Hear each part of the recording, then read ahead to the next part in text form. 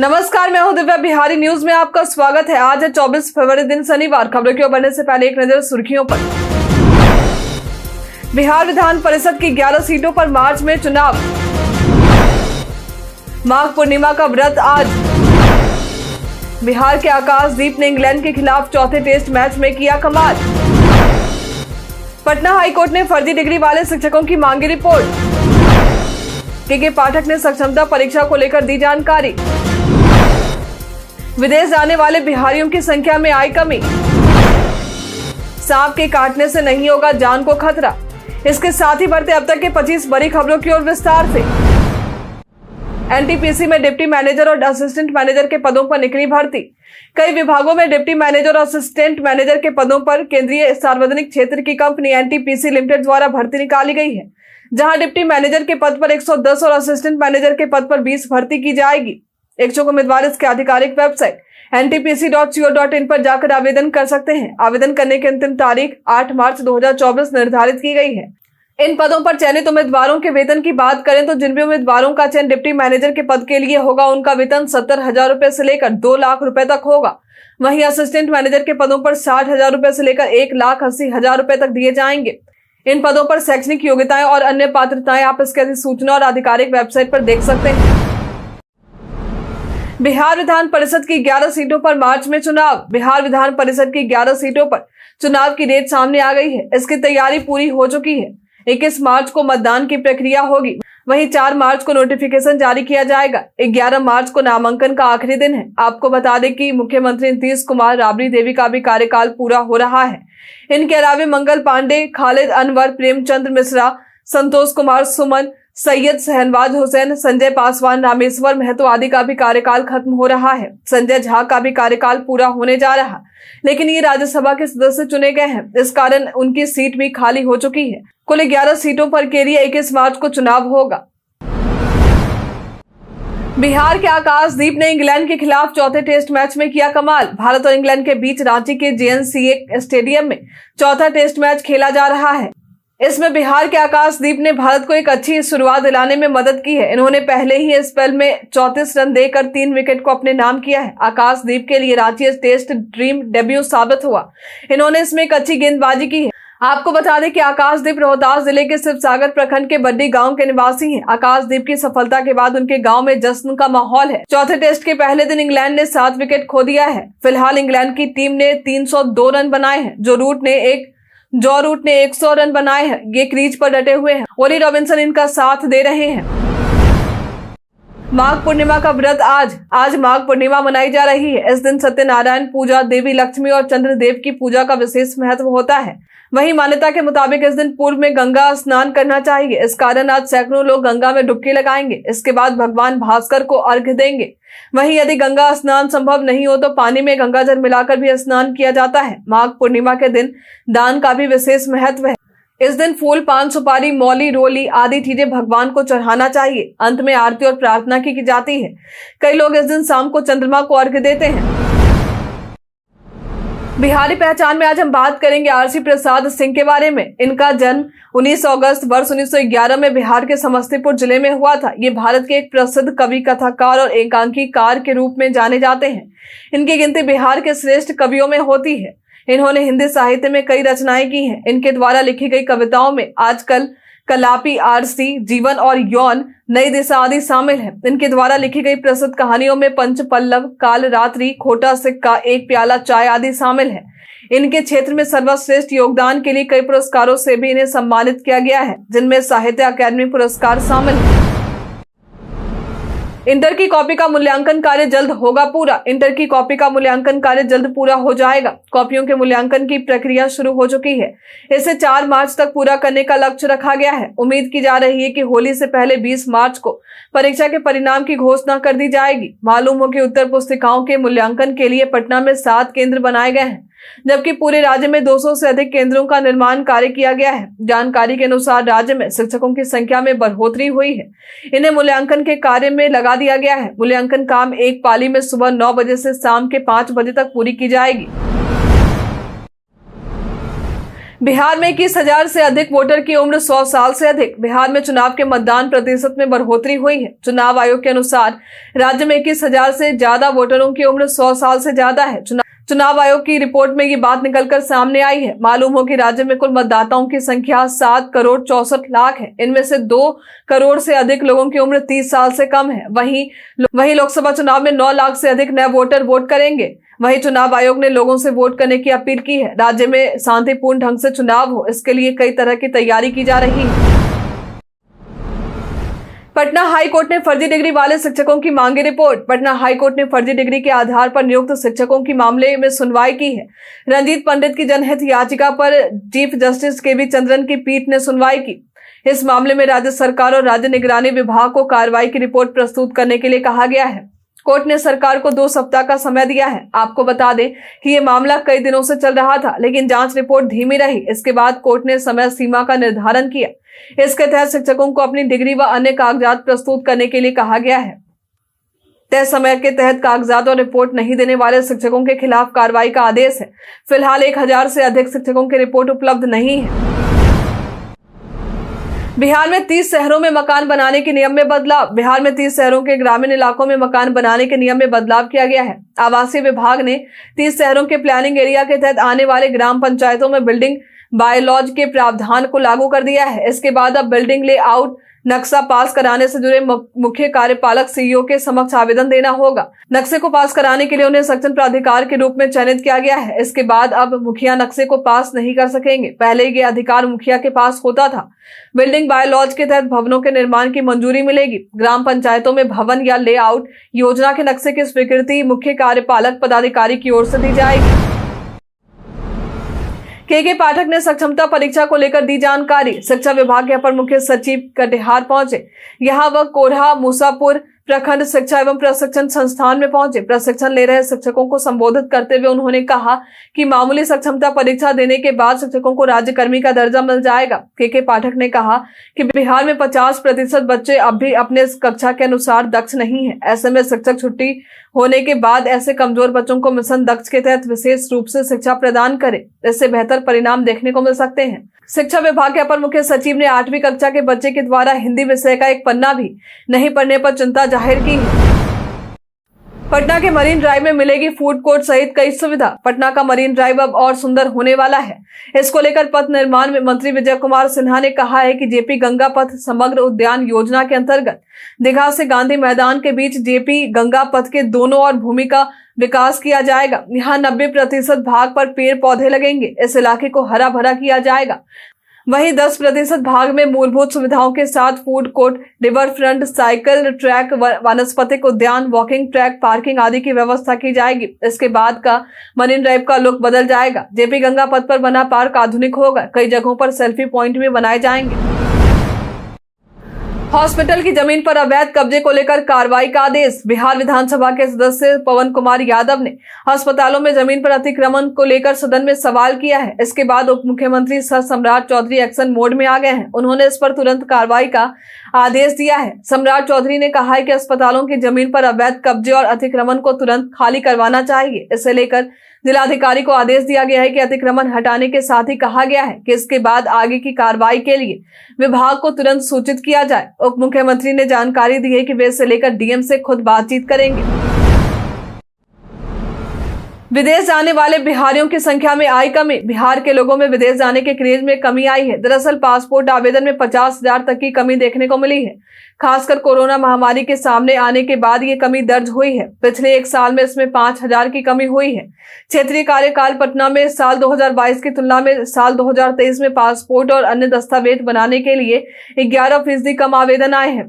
साल 2022 में 4,55,000 लोगों ने आवेदन किया था। इसके बाद साल 2023 में 4,05,000 लोगों ने आवेदन किया है। निष्पादन की दर भी धीमी हो गई है। इस कारण राजस्व में भी 9% की कमी दर्ज की गई है। एसएससी की नई वेबसाइट हुई लॉन्च। एसएससी की नई वेबसाइट लॉन्च हुई है। इसमें 1 टाइम रजिस्ट्रेशन किया जा सकता है। कर्मचारी चयन आयोग की वेबसाइट 17 फरवरी से लाइव हो चुकी है। इस वेबसाइट पर लॉगिन करके आसानी से एसएससी से जुड़े परीक्षा के डिटेल लिए जा सकते हैं। इस नए प्लेटफॉर्म के जरिए पुराने प्लेटफॉर्म पर एक्सेस संभव है। नई वेबसाइट ssc.gov.in है, वहीं पुरानी वेबसाइट ssc.nic.in है। एसएससी की नई वेबसाइट पर वन टाइम रजिस्ट्रेशन करना होगा। इसके लिए पहले से कैंडिडेट सेक्शन में जाकर अंडर स्पेशल सेक्शन को सिलेक्ट करना है। इसमें OTR को भरने के तरीके की जानकारी मिल जाएगी। साथ ही रजिस्ट्रेशन के लिए नई वेबसाइट पर रजिस्टर लिंक पर क्लिक करना होगा। इसके बाद पर्सनल डिटेल को भरकर 11 दिन के अंदर रजिस्ट्रेशन की प्रक्रिया को पूरा करना होगा। बिहार में किसान को खेती के लिए मिले 16 अवार्ड। बिहार के पूर्णिया जिले के रानी पतरा के किसान ने खेती में कमाल कर दिया है। ये किसान खेती के टॉपर स्टूडेंट रहे हैं। इनका नाम शशि भूषण सिंह है। इन्होंने जैविक खेती की है। ये एक प्रगतिशील किसान है। इन्हें खेती के लिए 16 अलग अलग पुरस्कार मिले हैं। इन्हें राज्यपाल ने ये पुरस्कार दिया था। खेती में ये हर बार कुछ नया करने की कोशिश में लगे हैं। इस कारण ये अच्छा मुनाफा भी कमाते हैं। इनके खेत में हरी सब्जी, मौसमी फल के साथ साथ कई तरह की गोभी नजर आते हैं। 25 सालों में ये खेती से जुड़े हुए हैं। साथ ही अन्य किसानों को खेती की ट्रेनिंग भी दे रहे हैं। शुरुआत से इन्होंने खेती में कुछ नया करने की कोशिश की थी। इसके लिए इन्होंने कृषि कॉलेज और कृषि विश्वविद्यालय की भी मदद दी है। इसका अच्छा रिजल्ट भी निकलकर सामने आया है। प्रदेश में साफ रहेगा आज का मौसम। प्रदेश के कई हिस्सों में बारिश के कारण अभी से ही सड़कों पर जल जमाव की स्थिति देखने को मिली। हालांकि अब धूप निकलने से लोगों को राहत मिली है, लेकिन एक बार फिर से आने वाले 4 से 5 दिनों में पश्चिमी विक्षोभ के प्रभाव से हल्की बारिश की स्थिति बन सकती है। लेकिन प्रदेश में आज का मौसम शुष्क रहने वाला है। मौसम को लेकर आज प्रदेश विभाग द्वारा कोई चेतावनी नहीं दी गई है। प्रदेश का अधिकतम तापमान 26 से 28 डिग्री की संभावना है। वहीं प्रदेश का न्यूनतम तापमान 12 से 14 डिग्री के बीच रह सकता है। आने वाले 3 से 4 दिनों में मौसम में कोई विशेष परिवर्तन की संभावना नहीं है। दरभंगा एयरपोर्ट के सिविल टर्मिनल के लिए टेंडर की प्रक्रिया पूरी। लंबे इंतजार के बाद दरभंगा एयरपोर्ट के सिविल टर्मिनल के लिए टेंडर की प्रक्रिया पूरी हो गई है। नया अस्थायी टर्मिनल को लेकर लेआउट पहले से ही तैयार कर लिया था। 573 करोड़ की लागत से इसे बनाया जाएगा। इसके लिए 2 सालों का समय निर्धारित है। इसके लिए उद्यान मंत्रालय को राज्य सरकार ने 80 एकड़ की जमीन सौंपी है। कहा जा रहा है कि दरभंगा एयरपोर्ट के निर्माण के बाद लाखों लोगों को इससे फायदा पहुंचेगा। जिले के आसपास के लोगों को भी इससे फायदा मिलेगा। यहाँ सालाना 42 लाख लोगों के ठहरने की क्षमता होगी। 24 एकड़ के अतिरिक्त जमीन पर रनवे का विस्तार किया जाएगा। बिहार विधानसभा के नए उपाध्यक्ष चुने गए नंद नारायण यादव। नंद नारायण यादव बिहार विधानसभा के नए उपाध्यक्ष चुने गए हैं। इसके बाद बिहार के सीएम नीतीश कुमार ने इन्हें बधाई दी है।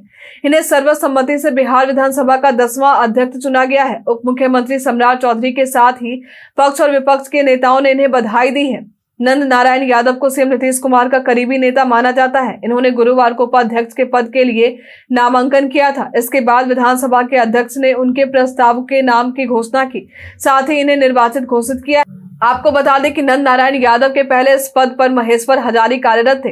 इन्होंने अपनी इच्छा से अपने पद से त्याग पत्र दिया था। इसके बाद ये पद खाली हो गया था। वहीं नरेंद्र नारायण यादव ने जीत के बाद सभी को अपना आभार प्रकट किया है।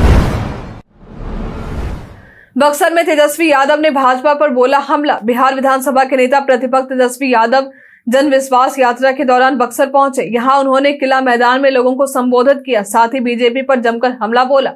उन्होंने कहा कि भाजपा वॉशिंग मशीन है, लेकिन ये डस्टबिन भी है। जितने भी लोग हैं ये उसमें इसे शामिल कर रही है। महागठबंधन की सरकार ने लाखों लोगों को रोजगार दिया है, साथ ही लाखों लोगों को नौकरी भी मिली है। महागठबंधन की सरकार ने ही नियोजित शिक्षकों को राज्यकर्मी का दर्जा दिलाने का काम किया है। तेजस्वी यादव ने कहा कि सीएम नीतीश कुमार से बिहार नहीं चल रहा है। तेजस्वी यादव के इस रैली में राजद सांसद मनोज झा सहित महागठबंधन के विधायक मौजूद थे। सांप के काटने से नहीं होगा जान को खतरा। सांप के काटने से अब लोगों को जान का खतरा नहीं होगा। दरअसल भारतीय विज्ञान संस्थान यानी IISc के वैज्ञानिकों ने एक सिंथेटिक ह्यूमन एंटीबॉडी का निर्माण किया है। ये अत्यधिक विषैले सांप के विष का असर खत्म कर देता है। इस कारण सांप के काटने के बाद भी लोगों की जान को जाने का खतरा नहीं होता। कोबरा किंग, कोबरा क्रेट और ब्लैक मांबा के जहर से भी लोगों की रक्षा संभव हो जाएगी। कहा जा रहा है कि पहली बार भारत में सांप के जहर के लिए एंटीबॉडी को बनाने की इस तरह की विशेष रणनीति का प्रयोग हुआ है। वहीं बता दें कि देश भर में हर साल लाखों लोगों की सांप काटने के कारण जान जाती है। विश्व स्वास्थ्य संगठन के अनुसार हर साल करीब 5 मिलियन लोगों की इस कारण से जान चली जाती है। कई कारणों से दर्ज है भारत के इतिहास में आज की तारीख। आज के ही दिन वर्ष 1739 में करनाल में हुए युद्ध में फारस पर सत्तासीन तुर्क नादिर शाह ने मुगल शहंशाह आलम की भारतीय सेना को हरा दिया था। आज के ही दिन वर्ष 1822 में दुनिया के पहले स्वामी नारायण मंदिर का अहमदाबाद में उद्घाटन हुआ था। आज के ही दिन वर्ष 2001 में पाकिस्तान भारत से परमाणु निवारण के लिए वार्ता को तैयार हुआ था। आज के ही दिन वर्ष 2008 में मुंबई की सगुन साराभाई ने जोहान्सबर्ग में मिस इंडिया वर्ल्ड वाइड का खिताब जीता था। आज के दिन वर्ष 2009 में केंद्र सरकार ने सेवा के उत्पाद शुल्क में कटौती की घोषणा की थी। आज की वायरल खबर में हम बात करेंगे घर बैठे फ्री में पाए मेडिकल परामर्श के बारे में। इंटरनेट के इस जमाने में कई ऐसी चीजें हैं जो वायरल होती रहती हैं। कई खबरें सही होती हैं तो कई खबरें फर्जी भी होती हैं। ऐसे में कौन सी खबरें सही और कौन सी गलत, इसका पता लगाना बहुत जरूरी हो जाता है। इसी कड़ी में घर बैठे मुफ्त में मेडिकल परामर्श की सुविधा देने की खबर सामने आई है। ये सुविधा लोगों को e Sanjeevani OPD free tele consultation system के माध्यम से देने की बात कही जा रही है और बताया जा रहा है कि इसके माध्यम से आप घर बैठे ही अपने फोन या लैपटॉप पर डॉक्टर से मेडिकल परामर्श ले सकते हैं। आपको बता दें कि ये खबर एकदम सही है। ई संजीवनी के जरिए आम लोगों को घर बैठे वाकई इस तरह के मेडिकल परामर्श की सुविधा दी जा रही है, जिसका फायदा आप भी उठा सकते हैं। व्हाट्सएप को इस्तेमाल करने वाले करोड़ों यूजर हैं। इन यूजर्स की सुविधा और उनकी प्राइवेसी का व्हाट्सएप खास ध्यान रखता है। इसी कड़ी में व्हाट्सएप अपने यूजर के लिए एक और नया फीचर लेकर आया है। इस नए फीचर से व्हाट्सएप की प्राइवेसी पहले से और भी ज्यादा सिक्योर हो जाएगी। दरअसल इस नए फीचर के तहत अब कोई भी आपके व्हाट्सएप के डीपी का स्क्रीनशॉट नहीं ले पाएगा, ना ही उसे डाउनलोड कर सकेगा। यानी अब इस नए फीचर की मदद से आपके डीपी पर रेस्ट्रिक्शन लगे रहेंगे। हालांकि व्हाट्सएप ने अपने इस नए फीचर को सभी के लिए रोल आउट नहीं किया है। टेस्टिंग पूरी होने के बाद इस नए फीचर को सभी के लिए व्हाट्सएप जल्द ही रोल आउट कर देगा। सेंसेक्स निफ्टी की हुई फ्लैट क्लोजिंग। सेंसेक्स निफ्टी की फ्लैट क्लोजिंग देखने को मिली है। शेयर बाजार में कंसोलिडेशन सामने आया है। मिड मैप और स्मॉल मैप शेयरों में खरीदारी हुई है। रियलिटी के साथ ही फार्मा के शेयरों में खरीदारी हुई। बैंकिंग, एफएमसी और पीएसआई शेयरों पर दबाव देखने को मिला। पीएसयू बैंक के शेयर लुढ़क गए। बॉम्बे स्टॉक एक्सचेंज 15.44 अंक यानी 2% गिरावट के साथ बंद हुआ है। दूसरी ओर निफ्टी में 4.75 यानी 0.2% की गिरावट देखने को मिली है। ये 22,212.7 सोने के स्तर पर बंद हुआ है। 22 फरवरी को बाजार हरे निशान पर बंद हुआ। एनएसपी खाते में आधार का वेरिफिकेशन जरूरी। एनएसपी खाते में आधार का वेरिफिकेशन जरूरी हो जाएगा। 1 अप्रैल से ये नई व्यवस्था लागू हो जाएगी। पीएफआरडीए ने आधार का वेरिफिकेशन अनिवार्य कर दिया है। दोहरे सत्यापन के बाद ही खाते से रुपए की निकासी संभव हो पाएगी। इसके अनुसार सीआरए में लॉगिन के लिए सुरक्षा के अन्य उपाय किए गए हैं। इसमें लॉगिन करने के लिए 2 सत्यापन करना होगा। आपको बता दें कि सीआरए सिस्टम एक वेब आधारित प्लेटफॉर्म है। इसे एनपीएस से संबंधित कामों के लिए बनाया गया है। फिलहाल एनपीएस के सदस्यों के खाते में लॉगिन करने के लिए उपयोगकर्ता आईडी और पासवर्ड की सहायता लेनी पड़ती है। इसके जरिए ही खाते में कोई बदलाव या निकासी होती है। वहीं अब इसे आधार सत्यापन में जोड़ दिया जाएगा। हम प्रतिदिन आपसे 5 ऐसे जरूरी सवाल पूछेंगे और उसका जवाब बताएंगे जो कि बीपीएससी, बिहार पुलिस दरोगा समेत एसएससी जैसे अन्य प्रौद्योगिकी परीक्षाओं में काम आएंगे। सवाल इतिहास, बिहार स्पेशल, विज्ञान, करंट अफेयर्स और भूगोल से रहेंगे। पूछे गए 5 सवालों में आपने कितना सही उत्तर दिया है, ये हमें कॉमेंट करके जरूर बताएं। तो हमारा पहला सवाल है, दिल्ली में किसका आयोजन 22 से 25 फरवरी तक किया जाएगा? ऑप्शन ए है पक्षी महोत्सव 2024, ऑप्शन बी है कला एवं संस्कृति महोत्सव, ऑप्शन सी है Urdu heritage festival 2024, option D है पर्यावरण दिवस 2024।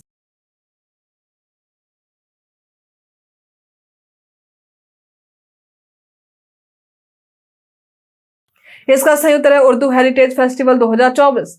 किसने खेलो इंडिया यूनिवर्सिटी गेम्स 2024 में पुरुषों के बास्केटबॉल में गोल्ड मेडल जीता है? ऑप्शन ए है पंजाब विश्वविद्यालय ने, ऑप्शन बी है राजस्थान विश्वविद्यालय ने, ऑप्शन सी है बिहार विश्वविद्यालय ने, ऑप्शन डी है पटना विश्वविद्यालय ने।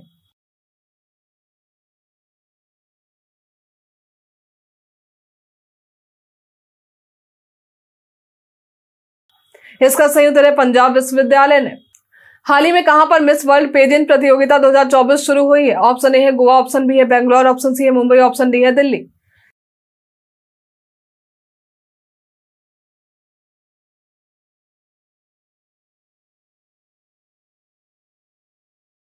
इसका सही उत्तर है दिल्ली। मुजफ्फरपुर जिला होम रूल की स्थापना किसने की थी? ऑप्शन ए है जनकधारी प्रसाद, ऑप्शन बी है चंद्रवंशी प्रसाद, ऑप्शन सी है ब्रजकिशोर प्रसाद, ऑप्शन डी है सच्चिदानंद सिन्हा।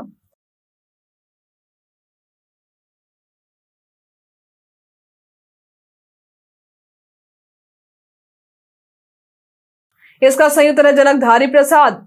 बिहार बंगाल से कब अलग हुआ था? ऑप्शन ए है वर्ष 1910 में, ऑप्शन बी है 1912 में, ऑप्शन सी है 1911 में, ऑप्शन डी है 1947 में।